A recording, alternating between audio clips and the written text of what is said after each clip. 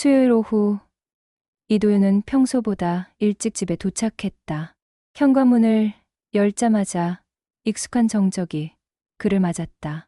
미나는 아직 서점에서 돌아오지 않았고 아이들은 학원에 있을 시간이었다. 그는 넥타이를 풀며 침실로 향했다. 서랍장 위에 놓인 세탁물을 정리하던 중이었다. 양말을 넣으려다 손끝에 낯선 감촉이 닿았다. 서랍 구석에 접힌 채 숨겨진 갈색 봉투. 도윤은 잠시 망설이다 그것을 꺼냈다. 봉투에는 발신인 표시가 없었고 개봉한 흔적이 역력했다. 안에서 나온 것은 유전자 검사 확인서였다. 도윤의 시선이 서류맨 아래로 내려갔다.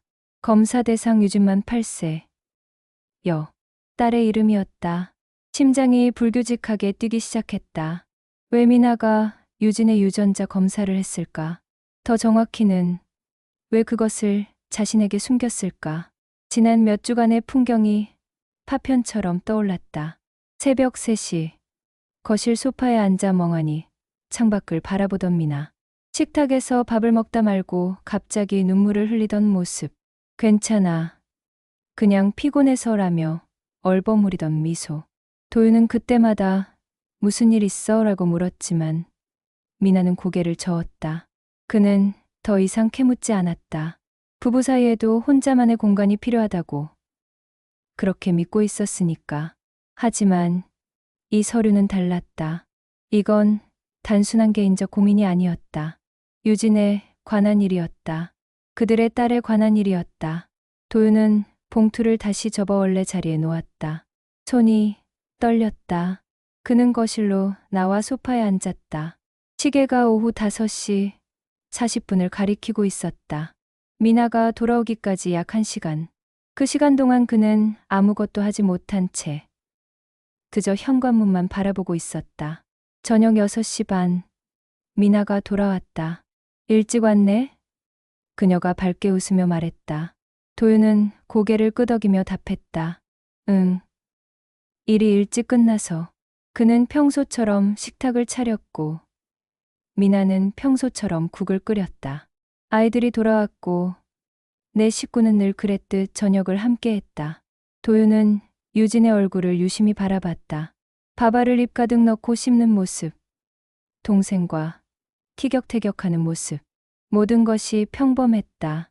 하지만 그의 마음속에는 이미 작은 균열이 생기기 시작했다. 토요일 오전. 도윤은 박태연에게 전화를 걸었다. 형, 점심이나 같이 할까? 평소처럼 가벼운 목소리였다. 태연은 잠시 망설이다 응했다. 좋지. 병원 앞 이탈리안에서 보자. 도윤과 태연은 대학 때부터 20년을 함께한 친구였다. 태연은 산부인과 전문의가 되었고 도윤은 고등학교 교사가 되었다.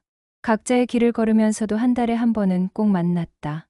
술자리에서 서로의 고민을 털어놓는 사이. 도윤이 미나와 결혼할 때도 유진이 태어날 때도 태연은 곁에 있었다. 레스토랑에 먼저 도착한 도윤은 창가 자리에 앉아 있었다. 태연이 들어서자 손을 흔들었다. 오랜만이네. 두 사람은 메뉴를 고르고 가벼운 일상을 나눴다. 병원 이야기, 학교 이야기, 파스타가 나오고 와인잔이 비어갈 무렵 도윤이 조심스럽게 입을 열었다. 형, 하나만 물어볼게. 도윤의 목소리가 평소보다 낮았다.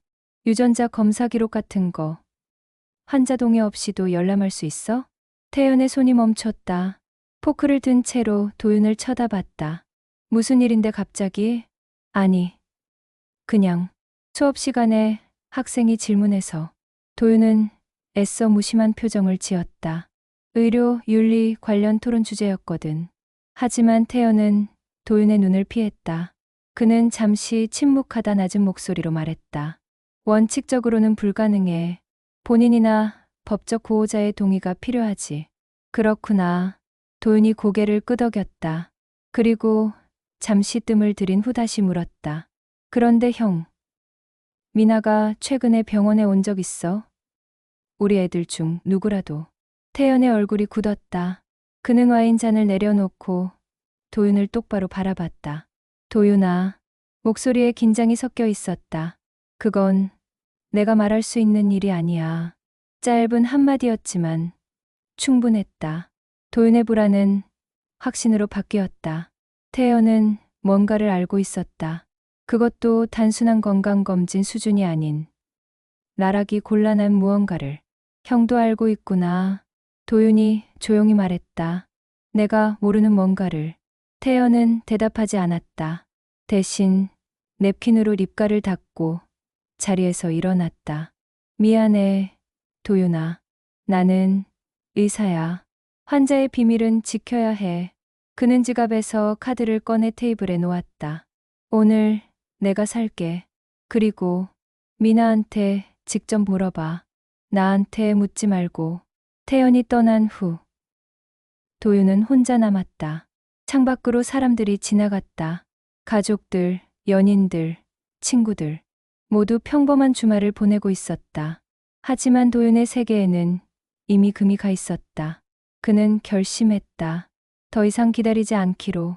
서류의 진실을, 미나의 비밀을 직접 확인하기로. 그날 밤부터 도윤은 미나를 관찰하기 시작했다. 아니, 정확히는 감시했다. 죄책감이 들었지만 멈출 수 없었다. 미나는 매일 밤 11시가 넘으면 서점, 지하창고로 내려갔다. 재고 정리 좀 하고 올게라며 웃었지만 그 웃음은 어딘가 불안해 보였다. 화요일 밤, 도윤은 아이들이 잠든 것을 확인한 후 조용히 집을 나섰다. 서점까지는 걸어서 10분 거리였다. 골목을 지나 서점 뒷문에 도착했을 때 지하창고 작은 창문으로 희미한 불빛이 새어나오고 있었다. 도윤은 계단을 조심스럽게 내려갔다. 철문이 살짝 열려 있었다. 그는 숨을 죽이고 안을 들여다봤다. 미나가 낡은 박스들 사이에 앉아 있었다. 그녀의 앞에는 사진들이 펼쳐져 있었다. 유진의 사진, 동생 민준이의 사진, 그리고 도윤이 본 적 없는 아이들의 사진도 있었다. 미나는 사진 한 장 한 장을 쓰다듬었다. 그녀의 손가락이 떨리고 있었다. 도윤은 문틈으로 더 안쪽을 살폈다. 책장 옆에 낡은 가죽 노트가 놓여 있었다. 미나가 그것을 집어들고 펼쳤다. 도윤은 숨소리조차 내지 않으려 했었다. 노트에는 같은 문장이 반복해서 적혀 있었다. 미나의 필체로. 그날의 선택이 내 아이들을 지켜줄 거야. 그날의 선택이 내 아이들을 지켜줄 거야. 페이지마다, 줄마다 똑같은 문장. 마치 주문처럼 혹은 속죄처럼. 미나가 노트를 덮고 고개를 숙였다. 그녀의 어깨가 미세하게 떨렸다. 울고 있었다. 소리 없이, 조용히. 도윤은 그 순간 문을 열고 들어가 그녀를 안아주고 싶었다. 하지만 발이 움직이지 않았다. 그는 그저 서 있을 뿐이었다. 얼마나 시간이 흘렀을까. 미나가 사진들을 다시 박스에 담고 노트를 책장 뒤에 숨겼다. 그녀가 불을 끄고 나올 준비를 하자 도윤은 재빨리 계단 위로 올라갔다. 골목 모퉁이에 몸을 숨기고 미나가 서점을 나오는 것을 지켜봤다. 그녀는 손등으로 눈가를 닦고 평소처럼 걸어갔다. 마치 아무 일도 없었던 것처럼. 도윤은 미나가 사라진 후에도 한참을 서 있었다. 그의 손끝이 떨렸다. 그날의 선택이 내 아이들을 지켜줄 거야. 그 문장의 의미가 무엇일까? 미나가 감추려는 비밀은 단순한 외도나 배신이 아니었다. 그것은 훨씬 더 깊고 복잡하고 고통스러운 무언가였다. 도윤은 고개를 들어 밤하늘을 올려다봤다. 별이 보이지 않았다. 구름이 온 하늘을 덮고 있었다. 그는 천천히 집으로 향했다. 이제 더 이상 물러설 수 없었다. 그는 진실을 알아야 했다. 설령 그것이 자신을 무너뜨릴지라도. 다음 날, 도윤은 다시 서점 지하창고로 향했다. 이번에는 미나가 없는 시간이었다. 서점 주인에게 책 좀 찾아보겠다고 말하고 지하로 내려갔다. 책장 뒤에 숨겨진 노트를 꺼냈다. 손이 떨렸지만 망설이지 않았다. 노트 앞장에는 날짜가 적혀 있었다. 2016년 3월 12일. 유진이 태어나기 1년 전이었다. 도윤은 페이지를 넘겼다. 반복되는 문장들 사이로 간간히 다른 글들이 보였다. 오늘 병원에서 최종 결과를 들었다. 불임. 의사는 자연임신이 불가능하다고 했다. 도윤에게 어떻게 말해야 할까? 태연 선배가 한 가지 방법을 제안했다. 비공식적이지만 가능하다고. 배아 기증 프로그램. 나는 고민 끝에 동의했다. 도윤 몰래 임신 확인. 기적 같은 일이 일어났다. 하지만 이건 진짜 기적이 아니다. 나는 거짓 위에 행복을 쌓고 있다. 유진이 태어났다. 너무 예쁘다. 도윤은 행복해한다. 나는 울었다. 기쁨과 죄책감이 동시에 밀려왔다. 도윤은 노트를 꽉 쥐었다. 불임, 배아, 기증, 박태연. 모든 조각이 맞춰지기 시작했다. 미나는 아이를 가질 수 없었다.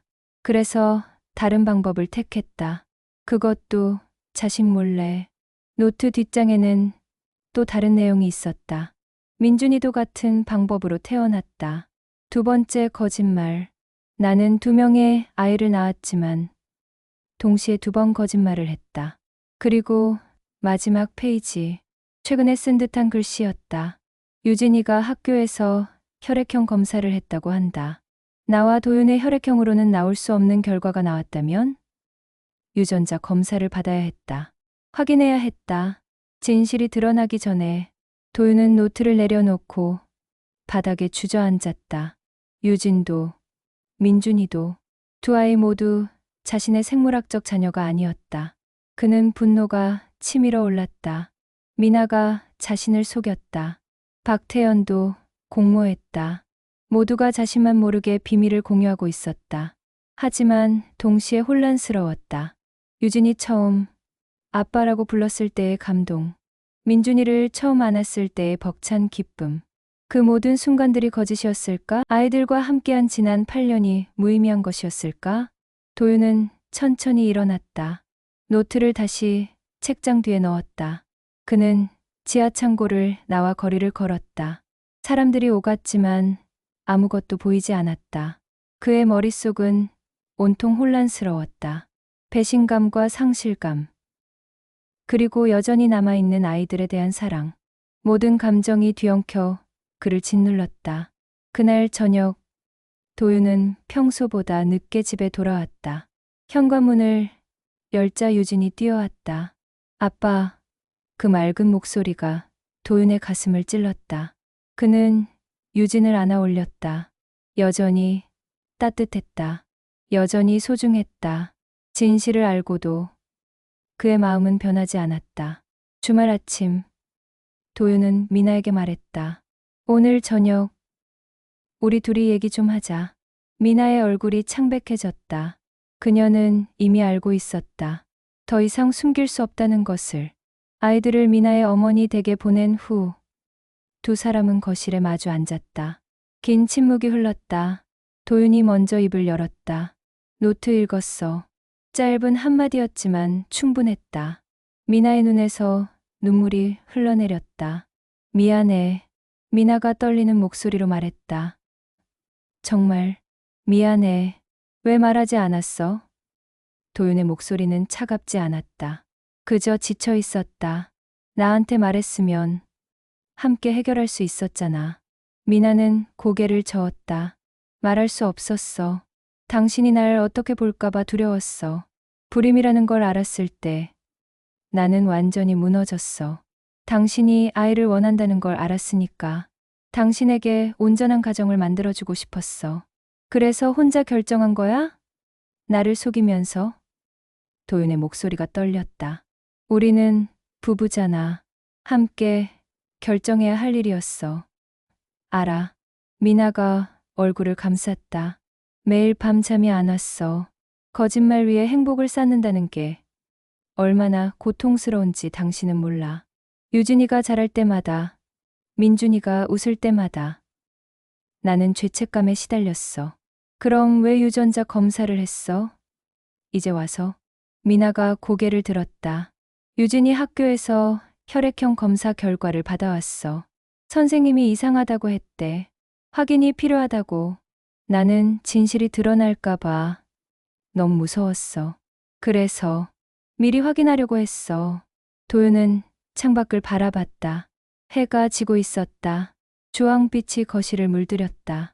당신이 가장 두려워한 게 뭐야? 당신이 아이들을 떠날까봐. 미나가 울먹였다. 당신이 아이들을 사랑하지 않게 될까봐. 아이들이 상처받을까봐. 도윤은 오랫동안 아무 말도 하지 않았다. 그는 생각했다. 유진이 처음 걸음마를 했을 때, 민준이가 아팠을 때, 밤새 간호했던 순간들. 그 모든 기억이 거짓일까? 아니었다. 그 순간들은 진짜였다. 아이들에 대한 사랑도 진짜였다. 나도 무서워.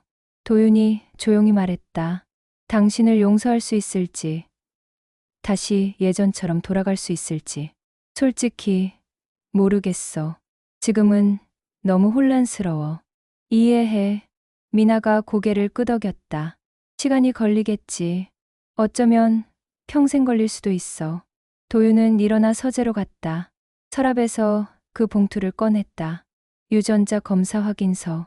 그는 거실로 돌아와 벽난로에 불을 붙였다. 미나가 놀란 표정으로 그를 바라봤다. 뭐 하는 거야? 도윤은 봉투를 불 속에 던졌다. 종이가 타들어갔다. 불길이 서류를 집어삼켰다. 진실을 없애는 게 아니야. 더 이상 이것에 매이지 않으려고. 창밖에 비가 내리기 시작했다. 도윤은 불길을 바라보며 말했다. 아이들한테는 말하지 말자. 적어도 지금은. 언젠가 때가 되면 그때 함께 말하자. 미나가 울었다. 도윤도 눈시울이 붉어졌다. 그는 창밖을 바라보며 속삭였다. 이제 진실은 내가 지킬 차례야. 우리가 지킬 차례야.